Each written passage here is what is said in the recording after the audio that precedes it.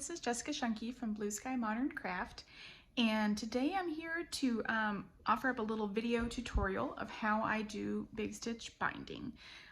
Big stitch binding is probably my favorite way to finish the hand binding on my quilts. I used to bind all of my quilts by machine, and over time decided I would give hand binding a chance and found out that I really loved it. Sometimes I will hand bind my quilts in the traditional way with a hidden whip stitch, but when I discovered big stitch binding, I just fell in love with it. It tends to be a little bit faster than traditional whip stitch, which is one benefit, but more importantly, I just love the way that it looks on a quilt. It really, the idea is to draw attention to the binding stitch as opposed to trying to hide it. And it can be a really great way to add an extra pop of color, or just the general aesthetic of hand stitching to a quilt. And so it's a really nice way when you get to the end of your quilt to just be able to add one more handmade touch to whatever it is that you're making. So if you have been following my YouTube channel for a while, you know that I've added several videos about different variations on big stitch binding. I have one for a butterfly stitch, one for what I call a variation on a running stitch that goes sideways and then up and down and sideways and up and down and back and forth. And then I also have a heart that I've added as well.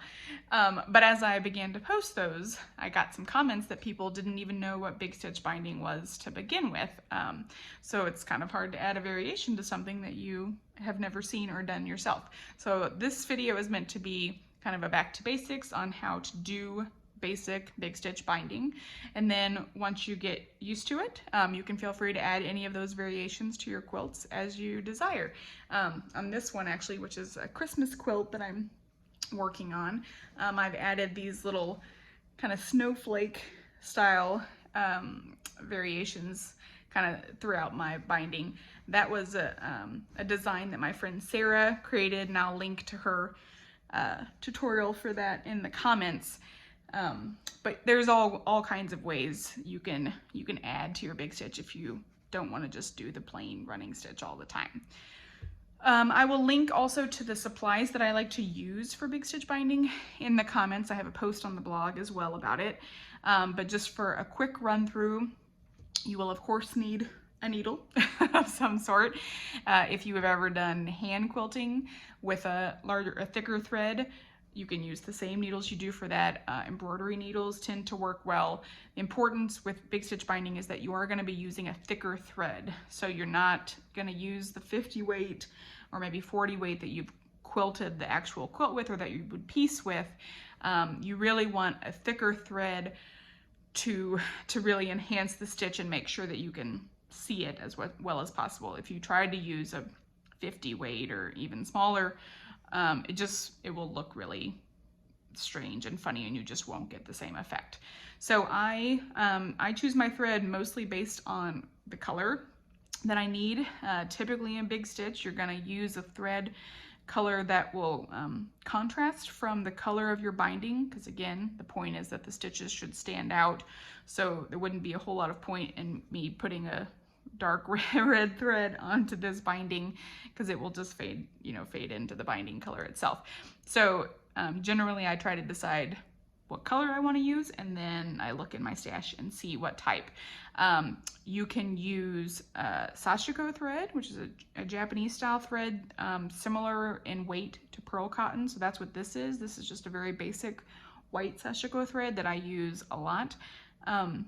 You can use pearl cotton, size 5 or size 8. I typically go with 8. 5 is really thick, but either one will work. You can use hand quilting thread. I wouldn't go any smaller than a 12 weight, but a 12 weight hand quilting thread will work really nicely. And you can use embroidery thread. Typically, if I use embroidery thread, I will, the embroidery thread comes in a skein that has 6 strands in it, and I will typically use either 2 or 3 strands, more often 3 than 2. but you can vary the number of strands you use based on the thickness that you're going for. 3 is nice because you just pull out 3 strands, you use those up, and then the other 3 strands from that piece that you cut are the next ones that you start off with. So really any sort of hand quilting or embroidery thread that ranges from 5 to 12 weight is going to work well for you. That means that the needle you choose needs to be one with a larger eye that is meant for a thicker thread. So beyond that, whether you like a longer needle or a shorter needle is really up to you. You can try different kinds and see what works best for you. But a larger hand quilting or embroidery style needle with a sharp point and a larger eye, but a larger but thinner eye. You don't want a really thick eye because it will be harder to pull through the layers, will work well. So I tend to just keep this little bitty pincushion in my hand quilting bag that I like to use, which is right here. I'll just keep it in there, stocked with 3 needles that I like to use for hand quilting and hand binding, and then they're always ready to go. You'll need, of course, a little pair of snips of some sort. And then if you prefer to use some sort of thimble, again, thimbles are very much based on personal preference, but if you do a lot of hand quilting or hand sewing, you may find that a thimble will work well for you and that you like to use it. I have kind of come up with a somewhat odd setup that I like to use, but it works well for me. These are needle grippers. These particular ones are from Bowen, but Dritz makes them. They're easy to find. They're made out of silicone. They come in different sizes. I wear a large on my thumb and a medium on my pointer finger, but they will help pull the needle through. They help grip the needle and pull it through. And then I use this ring style, this leather ring style thimble on my middle finger. These are more often used for sashiko stitching, but I like them a lot for pushing the needle through. I wear it on my middle finger and I wear it down low and kind of turn to the side, which is not typically how they're used. Sometimes they're worn up here, sometimes they're worn on the inside. You can kind of fit it to how you like it if you like to try it. But of course, if you like other thimbles that fit on the ends of your fingers, it's totally up to you. Use whatever works best for you. I do suspect you probably will want some sort of aid to help you push and pull the needle through because you're working with a thick thread through some thicker layers, and that can really cause a lot of fatigue on your fingertips if you are just trying to use them with nothing else on them. So again, I'll link to them in the comments, but feel free to try around and find out what works best for you. All right, so to begin, we've got our needle here. So I've already threaded the needle, but I haven't knotted it. So because this is a thicker thread, just one quilter's knot will usually get it done. You don't need to knot it a lot. So I've got it threaded on this side, you can see, and then this is the other end of the thread. What I'm gonna do is hold the needle on this side and put the end in between my fingers and wrap it around just one time. Again, if you were using a thinner thread, you would probably wrap it a couple of times to make sure you had a big knot, but with this large thread, one time is sufficient. Then I let go on this side, hold everything on this side, and slide that thread all the way to the end. When I'm doing big stitch, I typically cut my thread pretty long, like I'd say 18 to 24 inches, something like that. If you go much shorter than that, you're just gonna be having to knot it off and start it again a lot, which can get annoying. But you don't want it to go too much longer, or you'll wind up with it getting in knots as you're stitching, and it'll just be kind of annoying to pull through. So usually around, arm's length is a good length. So anyway, so I've pulled it all the way to the end, and when you let go, you magically have your little knot there. And that again is thick enough that it's not going to pull through this binding. So I will put my pullers back through. You can see, of course, that I've already begun. This was the stitching I had done before. So this would be as if you were starting your next stitch. Or if you were starting at if you were making your very first stitch on the entire quilt, you just pick wherever it is that you're gonna start off. And I will go into the quilt itself just a little bit, obviously not going all the way through to the front, just a little bit into the side, and then poke it out into the binding. Okay, that's how I would start it from the very beginning. Pull your thread through and go from there. But because we've already got these previous stitches that we're now continuing, I will start back 1 stitch. So I'm in between these last 2 stitches. I'm going to stick my needle in, and you can just feel this with your, you can feel your fingers kind of through the quilt. But I am pushing the needle through the quilt in the binding itself, sorry, in the seam allowance underneath the binding. Pushing it through, sorry, trying to make sure it's not going through the front. Pushing it through until your needle comes out where that next stitch should begin. So running stitches, these big stitches, are going to be about 1/4 inch apart. It does not have to be perfect. It does not have to be a specific size. You can make them bigger or smaller as you desire.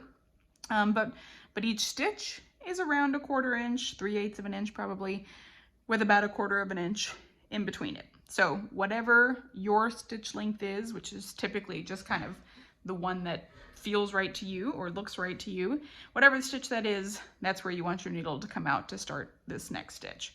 You want to double check. Oh, see, I did go through to the front. So we're going to actually take it out and start again. But you want to double check, not infrequently, that you haven't pushed all the way through to the front of the quilt, because of course you don't want to see this. There we go. You don't want to see this stitch or any of these stitches on the front of the quilt, just on the back. And then I push it through, you can see, with that middle one, and then pull it. So I'm going to pull it all the way through until that knot catches, and it'll then disappear into the binding. Sometimes, depending on how long the tail you left on the end of your knot was, you might have a little bit sticking out here. And if that's the case, then I'll just use my scissors to kind of push it back in there and make sure that it's hidden. And then once that's ready, you begin your stitch. So if you've ever done embroidery, this is just a running stitch. All you're going to do is push in, and you're not, right on the edge of the binding, but you're pretty close. You don't want a big flap hanging out there. Take that first stitch, push through, and pull it out. Again, you do have, I hold it so that I have 1 finger on the other side. So typically I can feel if I've accidentally pushed my needle through to the front, but it's always a good idea to check occasionally, because you don't want just like a big white stitch or whatever color hanging out on the front. Some people will take multiple stitches at a time. Again, that's more personal preference. It also has to do with the length of your needle and how many stitches you can load up at once. I prefer to just do it one at a time. I find that to be faster for me, and just allows me to check more often to make sure that I haven't accidentally gone through to the front. But it's up to you. Again, you can play around however you like to do it. You may find it works a little better to do a couple, or you may just want to do them one at a time. And so what I like to do on my quilts is, when I'm prepping them for big stitch, I'll go through and I like to use wonder clips to hold the binding down. I'll put maybe 15 or so of them around the section of the quilt. And then as I get to each one, I just remove it and keep stitching. I'll put them in a little pile next to me on the couch or wherever I am. And then when I get to the end of that section, then I'll just pin up the next section and keep going. I do not pin around the entire quilt at one time. I just don't find it to be necessary. So, one second, I'm gonna keep stitching, and then when I get to the end of this thread, I will show you how I knot it off, and then I'll also show in a second how I like to do my corners. This is one obviously I've already done before. You can do your corners in lots of different ways. My favorite is to do this little X. It's super easy to do. It adds a cute little something different in the corners, but you can also, a lot of people will do just like 2 bars straight across, like 2 parallel bars next to each other. You can kind of stitch up and over if you like. It's really up to you, but this X is fun and I'll show you how to do it in just a minute. Okay, so as you can see, I kept stitching down the side of my binding until I got to the corner. So I'm going to show you how I do that little X. Don't worry too much about kind of where your stitches are going to fall when you get to the corner. You'll learn to kind of adjust your stitch a little bit if it looks like you've either got too much space to fill or not enough space to fill in order to get there well. So if you can kind of tell in your last few stitches getting to the corner, if you're like, oh goodness, I'm gonna have, like, I don't have enough room to fit in 2 full stitches, but I've got too much room for 1 stitch, you can learn to shorten your stitch a little bit, that sort of thing, to adjust it to the corner. Ideally with, I'm about to take 1 more stitch, with 1 more stitch left to go before you hit the corner itself. So when I take this stitch, instead of just rounding the corner and coming back down this way, I'm going to take this stitch and then take my needle through, and it'll come, I'll show you, but it'll come through and under here and then come out in the side of the binding. So the idea is, of course, that we're going to make an X like this. So this is going to be the bottom left leg, let's say, of the X. So you want it to be kind of lower on your binding, but not so low that it's going to interfere with these stitches when you continue down here. And you don't want it too high because then you won't have anywhere to go for the top of your X. So we're going to take this stitch and then again over here on the side, and you want it, a 1/4 of an inch, an 1/8 of an inch, somewhere in there from the line of your miter. You don't want it too close or your X will be tiny, too far away, and it'll look kind of funny. So again, it's not like an exact science, but about that far from your mitered line. And of course, making sure that your needle doesn't come through to the front or anything. We'll move that one out of the way and then push on through. And of course, this is going through quite a few layers now because you've got it going through this back part of your binder, and you've got it catching the quilt on the inside and then also through this binding. So definitely having something to push the needle and then pull the needle through helps a lot. So again, this is the bottom left leg of your X. So now we're going to cross over to this side for the top of the X, okay? And of course, trying to keep it roughly equal as far as how far you are from that miter line. And you're going to push across, making sure, you're catching both parts of the binding so that you're the same distance from the line up here. But now this, when it comes out, this is going to form the top left of your X. Oops. And then pull it on through. So you've got 1 line of your X there and you're ready to form this other X. So this one now, again, you're going to come down from this top one and here. So you want these to be equal. Create your little dot down here. And then when you push this through, you're going to go through and catch. And where you catch is kind of up to you, but catch the corner of this next side of binding, because this then will allow you to keep stitching down that way. So there's your X, your corner is nicely secured, and then when you continue stitching down this way, then that will just help pull all of that in nice and snug, and you've got it really good. If you like, you're welcome to take this stitch and come out here on this side of the binding and then do a little stitch over the bottom. Sometimes I'll do that if it just feels like for some reason it's not as snug or as tightened as I'd like it to be. If this stitch had also wound up ending a little further back and I kind of just need to visually fill in that space with thread, that's fine too. It's kind of up to you. On this quilt, I've left it out, but it's definitely an option to kind of do an extra bar there as well.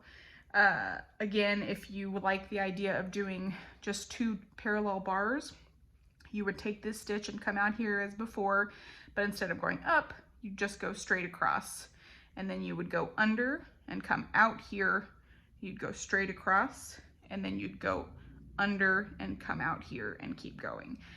So if you do the bars, that definitely allows you the opportunity to do another bar down low if you want, again, to kind of help secure this extra little flap. But really, with this stitch coming out where it is, you know, this isn't going anywhere. Everything is where it needs to be. So don't stress about the fact that you feel like maybe this isn't as secured as it feels like it should be. You're gonna be good, but if you wanna add an extra stitch, definitely, you know, knock yourself out.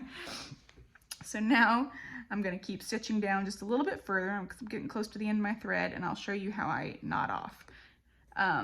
So when you are quilting, hand quilting or machine quilting and tying off your threads, you often do, you know, a quilter's knot kind of right at the surface of the fabric, and then put your needle in, take it a ½ inch away, and pop your knot, and then trim the thread so that it disappears, right?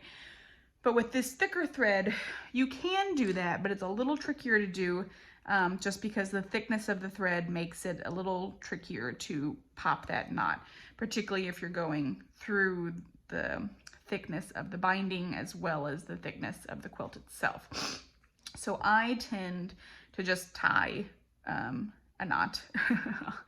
I'll show you here in just one second. When I get to the end, instead of trying to pop the knot. Popping the knot is also a little tricky because you have to kind of hide it inside the binding, which is, again, just made more difficult by the thickness of the thread. Okay, so now we're getting to the end of the thread. I have a bad tendency of trying to get every last inch out of my thread and really pushing it further than I should. But ideally, you should probably leave yourself about, I don't know, 3 to 4 inches just to give yourself plenty of room. Don't be like me, try to be better. But also, if you get to the end of the thread, you can probably make it work. Worst comes to worst, if you just can't, you just don't have enough thread left to knot, you can always undo a few stitches and try again. So don't beat yourself up over it. But when you are ready, you will take, you know, one more stitch, but instead of coming out here into the binding where I would normally, I'm gonna tilt my needle and come in inside the seam allowance so that this is gonna get hidden, you know, inside the binding when I do this in a minute. So take that stitch, but then tilt your needle and come in inside the seam allowance underneath the binding and pull that stitch taut. I'm gonna take a little stitch into my quilt, right? So this is not just the thread itself. I am going into the quilt, but not through to the front. This is just, again, in that seam allowance, but into the quilt, and make a little knot. Again, I made this a little harder on myself than it needed to be. But go through your knot then and pull it tight. So now you've got a nice little secure knot that has been knotted into the quilt itself, right? So you've got plenty of security there. That stitch isn't going anywhere. If it makes you feel better, feel free to do a second knot. But again, with this thickness of thread, I find that this is going to give me all of the security that I need. And then I will take my needle, go back down into that seam allowance again, and then come out, you know, a ½ inch away. Go ahead and push it through and pull that thread so that knot you just made is as firm against the surface of the quilt as you can make it. Okay, it's nice and firm, but it's, again, you're not really going to pop the knot because the knot is too big to be easily popped. So with this amount of thread, you can either just leave it, and when you keep sewing, it's going to get hidden under the binding, or if you prefer, you can go ahead and stitch it. I don't stitch it all the way to the top of the quilt itself. I'm not looking for this thread to disappear into the quilt like I might with a regular quilter's knot, but I do sometimes shorten it just so that I have less thread hiding underneath there. But again, then as I keep continuing with my binding, that thread's just going to be hidden underneath there, and these stitches are all very secure, so no concern about them falling out.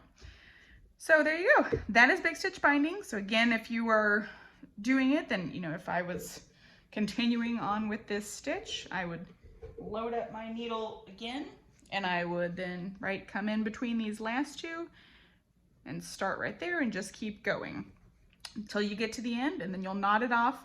That last knot is slightly trickier because of course you'll have, it'll be like this, you know, because if you're coming up, your ending stitches are coming up to where your stitches began, you don't have this flap of binding to easily hide under. So that last knot can be a little trickier. Generally, I will just go ahead and make the knot right next to where my last stitch ends, so it's not going to be as hidden up here as the other ones will be, but I promise you will never find that knot again. It will be as hidden as it needs to be. I'll make the knot, you know, right into the line of stitching right here, and then I'll take the thread up here and pull coming out through the binding, and then in that last case I will trim the thread tail, you know, right next to the binding, so that then I can kind of massage it and it'll get pulled back under to disappear. But that's only really on the last one, and I promise you're not gonna notice that knot at all, so don't worry about it. But yeah, so this is again what it will look like on the back of the quilt. This is what the front looks like, so it looks just like regular hand binding would. There are no stitches on the front. It's just regular mitered corner, everything else. But on the back, you get this really nice touch of this hand sewn element that I think is really fun. So I hope you give it a try. Feel free to leave any comments or questions in the comments, and I hope you enjoy it. Happy sewing.